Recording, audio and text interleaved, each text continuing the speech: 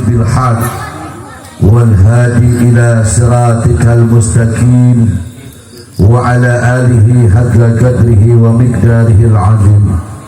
رب اشرح لي صدري ويسر لي أمري واحلل عقدة من لساني يفقه قولي. اللهم نور قلوبنا بنورك وبنور حبيبك محمد صلى الله عليه وآله وسلم. اللهم اجعل قلوبنا قلوب أوليائك.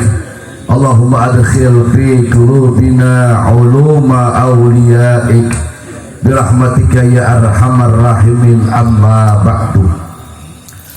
Hadirin wal hadirat, para pecinta Rasulullah sallallahu alaihi wa alihi wasallam yang sama saya hormati dan mudah-mudahan dimulakan oleh Allah Subhanahu wa taala. Wabil khusus segenap para guru, para orang tua, para tokoh masyarakat, para sesepuh dan bini sepuh yang berkenan hadir pada kesempatan malam hari ini, terkhusus dan teristimewa kepada guru-guru kita yang telah menyampaikan ilmunya kepada kita. Yang pertama Al-Mukarram Ustaz Ibrahim Al-Faragi, kemudian baru saja guru kita bersama Al-Mukarram Ustaz Samsul Bahri, dan juga hadir di tengah-tengah kita saya punya orang tua Bapak Yusuf Al-Mukarram, Bapak Haji Muhammad Daud Al-Mukarram Ustaz Fitrah Jaya, dan juga kepada sahabat baik mertua garis miring RT Ustaz Toto. Ya, namanya siapa Ustaz? Ya pokoknya gitu dah, saya belum sempat kenalan. Kemudian juga ada besan mertua Ustaz Toto. Berarti orang tuanya kan besan mertua Ustaz Toto ya, orang tuanya. Alhamdulillah. Jadi saya jadi ikut-ikutan begini ya, ya nggak apa-apa dah ya. Jadi ikut-ikutan begini. Sebab kalau terlalu fokus juga nanti pada ngantuk ya. Semuanya mudah-mudahan kita mendapat kecurangan rahmat, maghfirah, berkah dari Allah Subhanahu wa taala. Alhamdulillah. Malam hari ini saya diberikan kesempatan untuk memberikan ceramah dan sekaligus mendapat gelar yang banyak. Al-Mukarram Ki Haji Muhammad, Masya Allah luar biasa. Nama itu bukan siapa-siapa ya. Saya cuma dipilih, ditunjuk oleh guru mulia kita Al-Habib Mahir Idrus untuk menjadi ketua majlis dakwah lagi, cuma ketua doang. Maka saya bingung di ceramah. Kalau di Al-Hadi saya kan ngatur. Lu baca ratib ya, lu baca maulid ya, lu ceramah. Saya juga bawa itu. Sekarang saya ceramah saja, bingung saya. Yang ngasih amplop saya nanti, kalian kasih. Kasih nggak Pak? Yang ada kedua ngatur doang kan. Sekarang suruh ceramah jauh lagi. Ngundangnya udah 4 bulan yang lalu satu kok. Koyok hebat banget ya, 4 bulan dari keduman. Benar mah saya emang undangin Johor asal juga bisa saya mah. Kalau nggak kemana-mana saya mah ya. Kalau kata orang Cina menjublek bae saya mah. Alhamdulillah ini malam saya bisa hadir. Tabarukan pada orang-orang sini. Kemarin Al-Fakir silaturahim soal kepada guru kita Habib Ahmad Habib. Anda diundang sama Bang Toto, Anda diundang sama Haji Daud, sama Bang Jaya, Ustaz Samsul suruh ke sana. Udah antum sampaikan masalah rotib. Jadi ada misi dan visi yang Al-Fakir sampaikan dari guru mulia tentang Rotibul Adrus. Nanti baru belakang masalah maulid ya. Supaya di sini kenal semua. Jangan sampai kita tahu Rotibul Adrus, kita baca Rotibul Adrus, tapi nggak tahu siapa yang nyusun Rotibul Adrus, nggak tahu kemuliaan yang nyusun Rotibul Adrus. Kenapa? Kata ulama mengatakan ta'arrufa summa tahabbuba.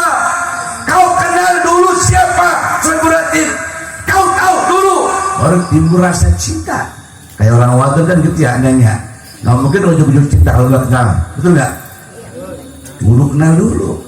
Kecuali Rasulullah Sallallahu Alaihi Wasallam. Maka dia mengatakan kalau Mr. Bean bisa orang tertawa tanpa ngomong. Pernah lihat kalau Mr. Bean ngomong kagak dia? Kayak kan bang mestom keceplok orang tertawa, itu nggak? Mr. Bean dari dulu nggak pernah ngomong, tapi bikin orang tawa. Tapi Rasulullah bikin orang cinta, bikin orang rindu. Tanpa kita harus lihat siapa Nabi besar Muhammad SAW. Ada di antara kita kenalan melihat Rasulullah? Nggak pernah. Tapi kok cinta kita menggebu dengan Rasulullah, rindu kita membara dengan Rasulullah. Inilah hebat Sayyidina Muhammad sallallahu alaihi wasallam. Maka guru mulia kita mengatakan, kita kenal dulu siapa Habib Abdullah Al-Idrus. Setelah itu baru kita enak baca ratibnya, kita jong-jong ngamalinnya, kita enak meluridnya. Kenapa? Kita sudah paham siapa yang surat Habib Al-Idrus. Beliau seorang sadah alawin, beliau wali min auliyaillah yang bernama Habib Abdullah bin Abi Bakar Al-Idrus. Kenapa beliau digelari atau dijuluki Al-Idrus?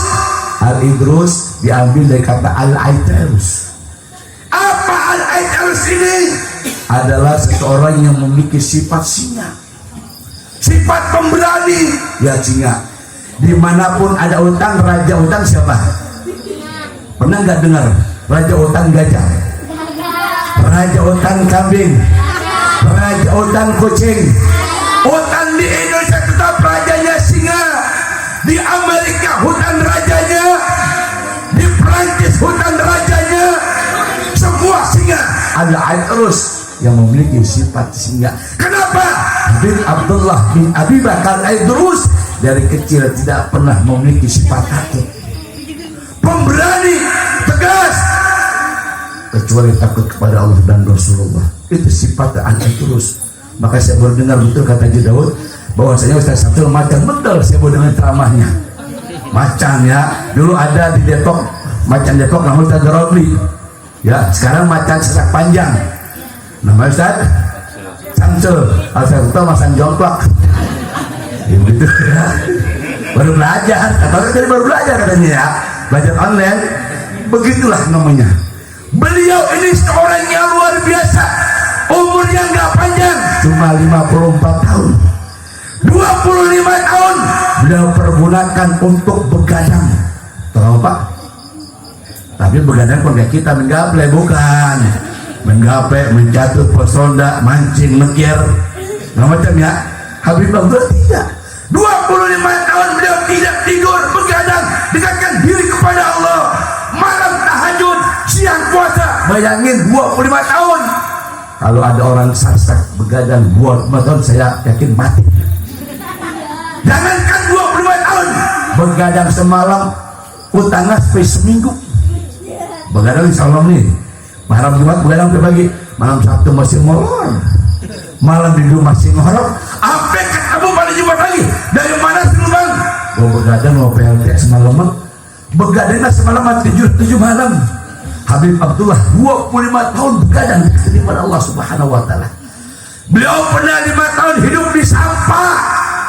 Hidup di sampah, makan dari orang-orang yang bekas buang sampah, dimakan. Sampai murid dia bertanya, Habib kenapa antum tinggal sini? Mujahadatun nafs, untuk melawan hawa nafsu, untuk mengalahkan kesombongan. Kenapa? Karena orang kalau hawa nafsu yang dilawan jadi sombong, betul nggak? Yang punya ilmu kenapa sombong? Hawa nafsunya nggak dilawan. Yang punya harta kenapa sombong? Hawa nafsunya nggak dilawan. Yang punya pangkat kenapa sombong? Hawa nafsunya nggak dilawan. Jika mohon maaf, lantaran punya pangkat, hawa nafsunya nggak dilawan, jalannya melendeng. Pangkatnya duluan, bintang 3, baru bintang 3, baru bintang 7 ngapa-ngapa, ujar. Sombong. Maka kita dianjurkan untuk melawan hawa nafsu. Beliau gelar luar biasa. Gelar yang beliau beli, yang beliau dapati bukan dari manusia. Kalau sekarang banyak manusia yang punya gelar belum tentu dia kuliah, betul nggak? Ada yang insinyur, ada yang profesor, ada yang dokter Handes, ada yang SH. Kadang-kadang Pak kuliah di mana dia bingung, betul. Bagi mengapa zaman Presiden Gus Dur tuh banyak yang namanya orang-orang yang dipandang ditawarin gelar. Mau nggak lu gua kasih DLS, nggak pakai kuliah, banyak itu. Tapi Habib Abdullah bin Abi Bakar Al-Idrus gelarnya dari Allah. Maka kita kalau bertawasul ketika nyebut Sobratin Sultanul Manam wa Imamul Awliya wa Gausil Akabir Samsi Semus wa Muhyin Nabus Habib Abdullah bin Abi Bakar Al-Idrus. Kenapa beliau diberikan gelar Sultanul Mala. Sultanul Mala ini atau Qutbil Mala adalah pimpinannya para makhluk.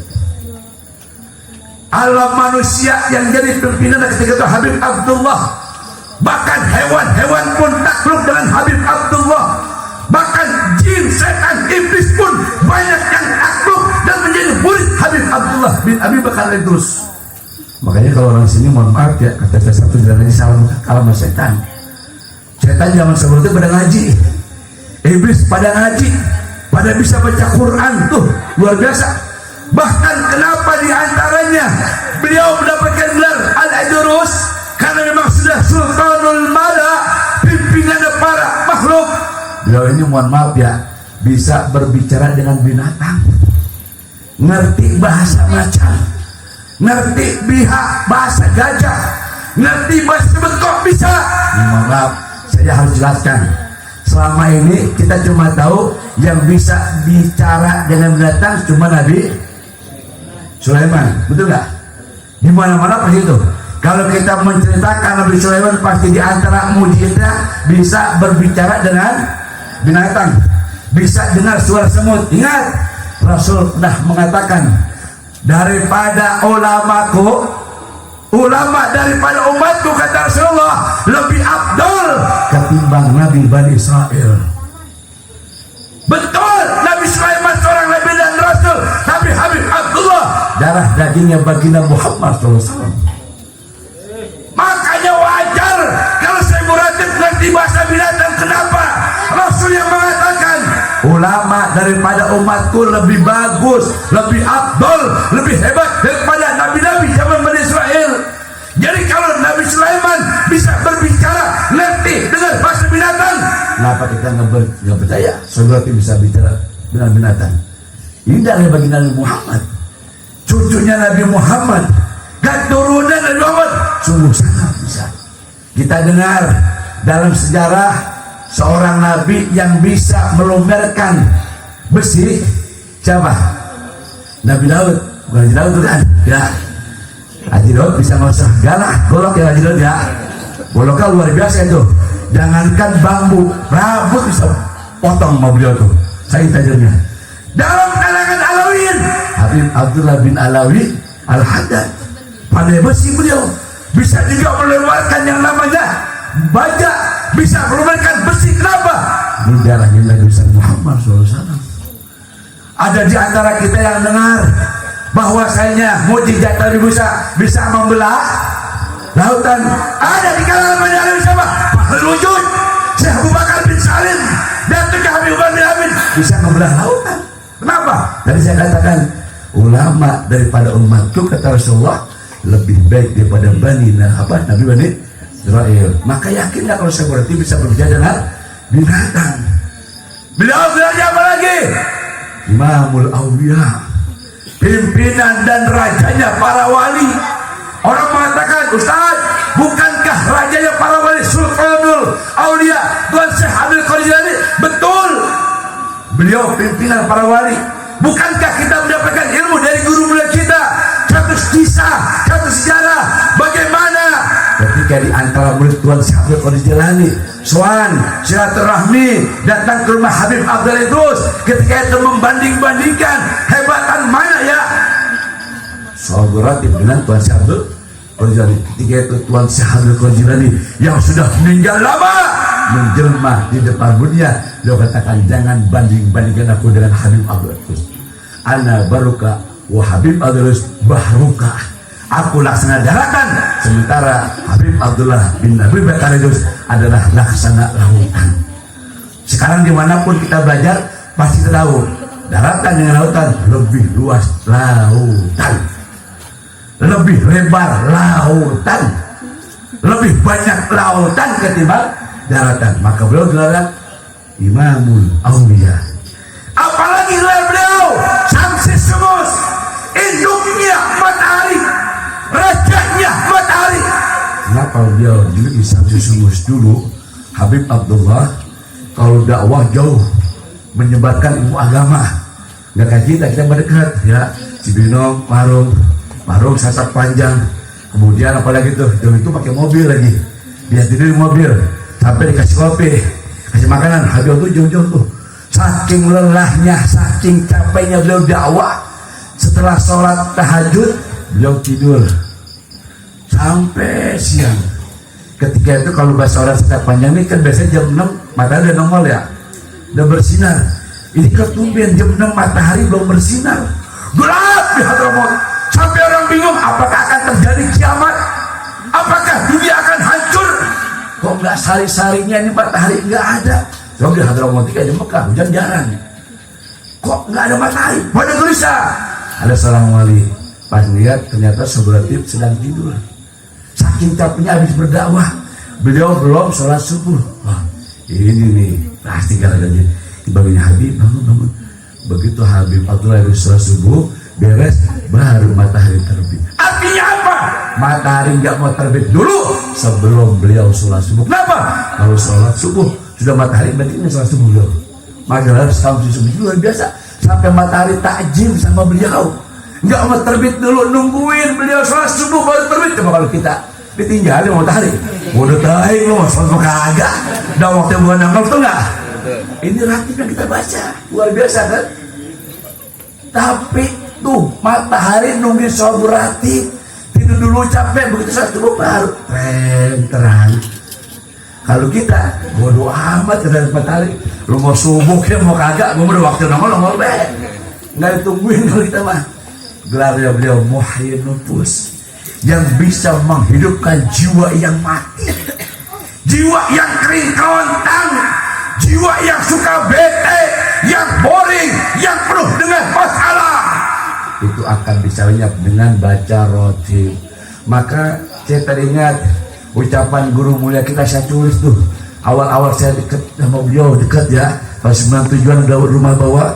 Beliau mengatakan, qala Syekhuna Murabbi al-Habib Bahrudus, beliau mengatakan man dawama ala qiraatir ratib, kata beliau, siapa orang yang mendawamkan baca ratib, artinya continue, terus menerus, istiqomah, bukan baca ratib kalau jadwalnya doang. Kalau jadwal baca ratib seminggu sekali, ada yang bulanan, ada yang 2 minggu sekali. Ini dawam, Zuhur dia baca, Asar dia baca. Bahkan kemarin ketika Al-Fikri Silaturahmi beliau menceritakan bagaimana orang yang dawam latih sehari 7 kali. Orang yang dawam latih sehari 7 kali, kata beliau tidak akan pernah diberikan kepakiran. Tangannya tidak pernah kosong dari rezeki. Tangannya selalu mengalir keberkahan. Rezekinya dari mana aja, dari mana aja, dari mana aja. Kalau kata beliau ilmu waluya, mun perlu ayah, bayar listrik ayah, beli kuota ayah, minjem mobil ayah. Kan yang repot tuh ayah. Minjem mobil ada yang punya, gak dikasih. Cina dan ayah di gerbang nak, bang minjem duit, di ayah. Maka kata beliau ilmiah waluya, mun perlu ayah. Itu balik anak tuh Haji Daud nggak ada, biarin telepon Pak Haji, saya minjem mobil, pakai ngapa? Mobil gue di garasi, kuncinya dibawa gerobak. Di gerobak pokoknya kan enak, biar kata beli kantor ayah namanya. Ini kadang-kadang ada tetangga kita, satu mobil ada 4, ngejemblong pintunya. Assalamualaikum, Waalaikumsalam, berapa tong? Pikiran tong ini ya. Ini Mang Haji, mamang lagi ya. Mas saya meriang, pengen banget ke puskesmas, ke klinik, pinjam mobil boleh nggak? Daya, pukul lagi ngejedok itu mobil mati, daya, kan bahaya tuh.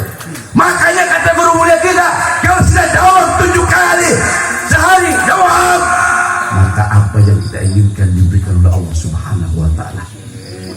Maka kata beliau, mandawa ma'ala qiraatir ratib, siapa orang yang jawab baca ratib terus. Baca ratib bukan lagi susah doang ya. Kalau kita kan gitu ya, lagi susah, lagi melana baca ratib senang, lupa kan Islam. Itu enggak? Ayo mundur buat mundur ya. Yang pertama kata beliau, hafizahullahu minal balaya, Allah jaga kita dari segala macam bahaya, segala macam bencana, segala macam musibah, segala macam virus, apalagi corona hilang. Kadang-kadang kan begitu nih, karena banyaknya pelarangan majlis-majlis zikir, nggak boleh baca ratib, nggak boleh bikin maulid, akhirnya corona betah. Betul nggak? Kagak mau mingser corona tuh. Coba setiap kampung baca ratib,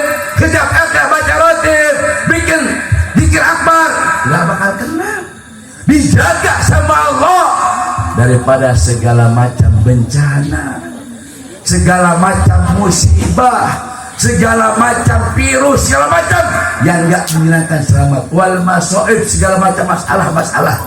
Yang namanya kekurangan gak bakal ada, yang namanya ketipu gak bakal kena, yang namanya bangkrut gak bakal kena.